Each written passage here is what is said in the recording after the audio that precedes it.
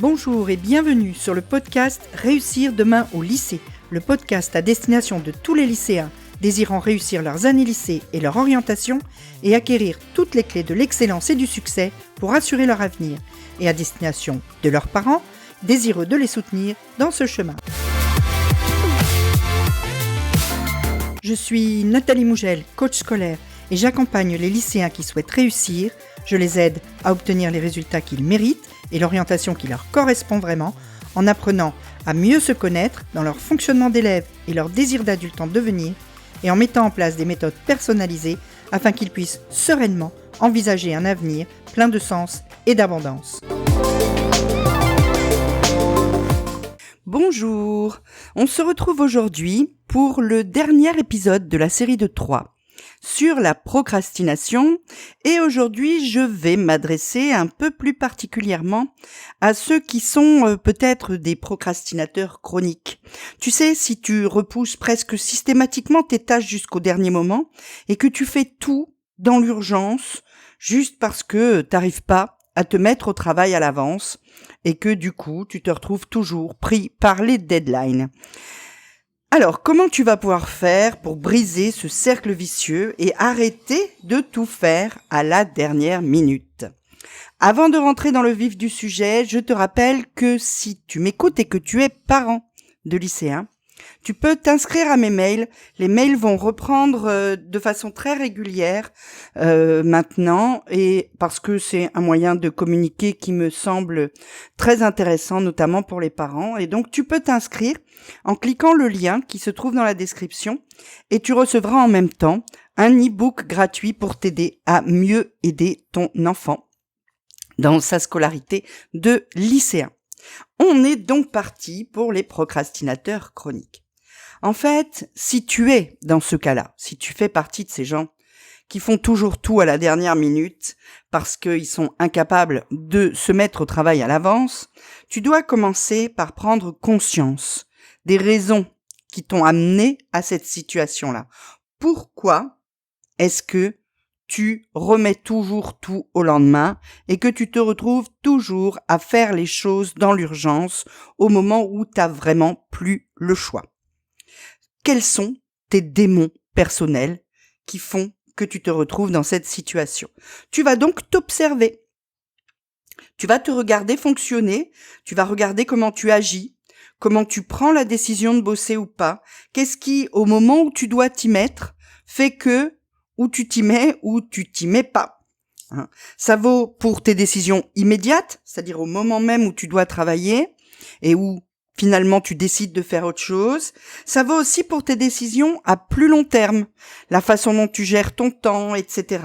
Donc observe-toi et regarde comment tu fonctionnes. Demande-toi pourquoi tu fais un truc que t'as pas forcément envie de faire, procrastiner. Quelles sont les émotions que tu éprouves au moment où tu dois te mettre au travail et qui font que finalement tu le fais pas. Alors il peut y avoir plusieurs raisons qui font que finalement tu décides de remettre au lendemain des choses que tu devrais faire aujourd'hui. La première raison qui peut expliquer ce type de comportement chez toi, c'est que tu te sens facilement dépassé par tout ce que tu as à faire. Tu as l'impression que tu as tellement de choses à faire que de toute façon tu vas pas y arriver, et donc tu es en fait paralysé par tout ce que tu as devant toi. Tu sais pas par où commencer, tu sais pas par quelle tâche démarrer, les choses que tu as à faire t'empêchent d'être focus sur une seule tâche parce que à chaque fois que tu t'y mets, tu te mets sur une tâche, tu penses dans ta tête à toute celle qui va te rester à faire après. Et donc, du coup, tu te démobilises tout simplement parce que, tu es paralysé par l'immensité de la tâche, par le poids de la tâche, des tâches que tu as à accomplir. Et pourtant, si tu as beaucoup de choses à faire, ce dont tu as besoin, c'est bel et bien de passer à l'action et de t'y mettre. Parce que le fait que tu aies beaucoup de choses à faire n'empêche pas que elles vont rester là, ces tâches, si tu fais pas aujourd'hui. Demain, tu les auras toujours, t'en auras peut-être même d'autres en plus. Donc, il est important, si tu fais partie de ces gens qui ont beaucoup de choses à faire, que tu te mettes régulièrement au travail. Être capable de mettre momentanément de côté toutes les autres tâches pour te concentrer sur la tâche que tu vas accomplir là maintenant et la terminer. Oublier toutes les autres, c'est de ça dont tu as besoin. Si tu parviens à ça, à oublier au moment où tu te mets sur une tâche particulière, oublier toutes les autres, tu les mets de côté, celle-là je les ferai plus tard, point barre. Et tu ne penses plus à ces tâches-là, tu restes concentré sur celles que tu as décidé de faire là, maintenant. Tu te rends bien compte que du coup, sur tes épaules, ne pèse plus que le poids de cette tâche-là. Toutes les autres ont été posées par terre. Tu ne les as plus, tu n'as plus sur tes épaules le poids cumulé de tout ce qui t'attend, de tout ce qui pourrait être trop lourd et t'interdire de passer à l'action. Donc, dans ces cas-là, si c'est cette raison-là qui te pousse à procrastiner de façon systématique ou presque, eh bien, décide d'une tâche qui doit être faite là, maintenant, tout de suite. Et décide que tu feras les autres après. Et avance. Une autre raison qui peut expliquer une procrastination chronique, c'est que finalement dans ta tête, tu penses que procrastiner, c'est pas si grave que ça, c'est pas une si mauvaise chose que ça. Regarde, je procrastine tout le temps et pourtant j'arrive toujours à faire ce que j'ai à faire. Et t'es peut-être même fier de dire que tu y arrives quand même toujours. De toute façon, même si tu procrastines, tes devoirs sont toujours faits, tes devoirs sont rendus, etc. Ça t'amène peut-être même à voir du positif dans le fait de procrastiner. C'est la fameuse phrase que disent les grands procrastinateurs. Ouais, mais moi, je suis tellement meilleur quand je suis sous pression. L'urgence me rend plus créatif. En fait, tout ce que tu fais quand tu fais ça, c'est que tu acceptes inconsciemment d'abaisser tes standards, d'abaisser les attentes que tu as vis-à-vis de toi-même par rapport à ce que tu es réellement capable de faire si tu donnes tout ton potentiel. Oui, c'est vrai, tu réussis à faire les choses, mais tu les fais généralement à un niveau que tu peux atteindre parce que tu procrastines, parce que tu les fais au dernier moment, et pas au niveau où tu pourrais les faire si tu t'y mettais à l'avance, si tu prenais le temps de les reprendre, de les peaufiner, etc. Si tu te débarrassais de ces croyances-là, moi je suis super bon dans la pression, je suis plus créatif quand je suis dans l'urgence, tout ça, si tu arrivais à te débarrasser de toutes ces croyances, tu pourrais probablement réaliser beaucoup plus et beaucoup mieux. Chaque fois que tu dois réviser ta vision à la baisse, tes ambitions à la baisse, c'est parce que tu as procrastiné. Chaque fois que tu dis « Ah mince, ce trimestre je voulais 18 en maths, finalement peut-être que 16 ça va être bien », c'est simplement parce que tu as procrastiné. Quand tu te dis « Ah, je voulais lire un livre par semaine, finalement si je lis 2 livres par mois c'est bien », tu as procrastiné. À chaque fois que tu abaisses tes standards, c'est probablement une conséquence de ta procrastination. Donc, regarde-toi dans une glace, demande de quoi tu es vraiment capable et fais-le. Là, tu pourras être fier de toi. Troisième raison qui peut expliquer la procrastination chronique, c'est que tu as du mal à accepter que dans toutes les choses qu'il y a à faire, il y a des trucs qui sont pas fun. Et que c'est normal qu'il y ait des trucs pas fun. Parce qu'en fait, oui, c'est normal qu'il y ait des trucs pas fun dans ce que tu as à faire. Ok, c'est pas fun. Et au fond de toi, du coup, tu te dis, j'ai pas envie de le faire. Alors là, généralement, dans le dev perso, la solution qu'on a pour toi, c'est de te dire, mais va à tes passions. Si tu fais un truc qui te passionne, eh bien, tu n'auras plus jamais à te forcer et donc tu ne procrastineras plus. C'est pas vrai. Même quand tu fais le boulot de tes rêves, dans le boulot de tes rêves, il va y avoir des tâches qui vont pas être fun. Je vais te donner plusieurs exemples. L'exemple, par exemple, du peintre. Un peintre, il fait quelque chose qui est sa passion. Quelqu'un qui vit de la peinture et qui vit la peinture, c'est quelqu'un qui vit de sa passion.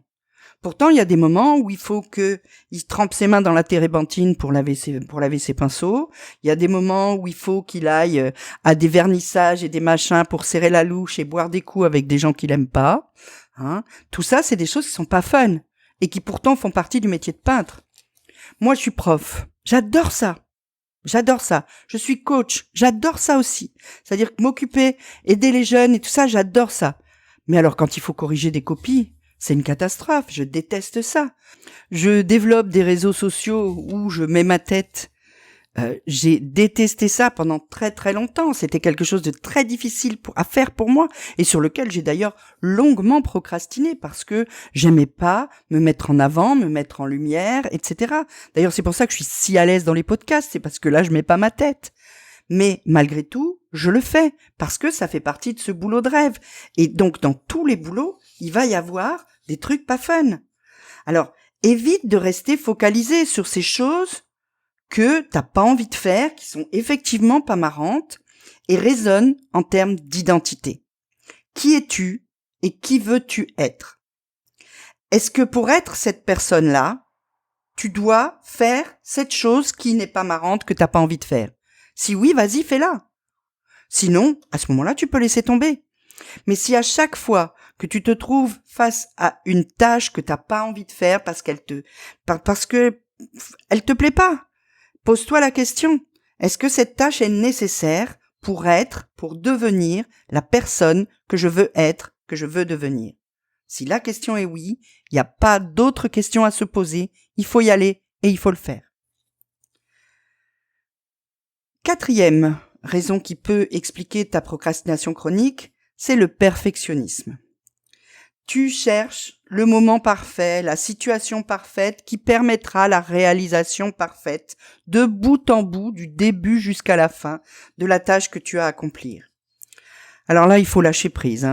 Il faut lâcher prise parce que la perfection n'existe pas. J'en ai déjà parlé, il y a d'autres épisodes de ce podcast qui traitent du perfectionnisme. J'en reparlerai encore parce que c'est un vrai problème. Mais le perfectionnisme, il faut abandonner. Et même si c'est déjà arrivé 1 ou 2 fois par le passé que tu réussisses à faire la disserte parfaite au moment parfait ou l'exercice de maths, la démonstration de maths parfaite et que tu as eu 20, ça ne va pas marcher à chaque fois. Ça n'est pas possible. Tu sais pourquoi? Parce que toi-même, tu n'es pas parfait. La preuve, tu procrastines. Mais d'une façon générale, personne n'est parfait. La vie n'est pas parfaite. Rien n'est parfait. Et si tu as eu 20 sur 20 à ce premier devoir pour lequel tu t'es retrouvé dans les conditions idéales parce que t'étais pas fatigué, c'était le début de l'année, tu sortais des vacances, parce que t'avais ton nouveau crayon que tu adores, parce que t'avais pas trop de devoirs à faire à côté, c'était aussi le début de l'année, etc. Et t'as eu 20, et ben c'est tout, c'est super, cette fois tu l'as fait.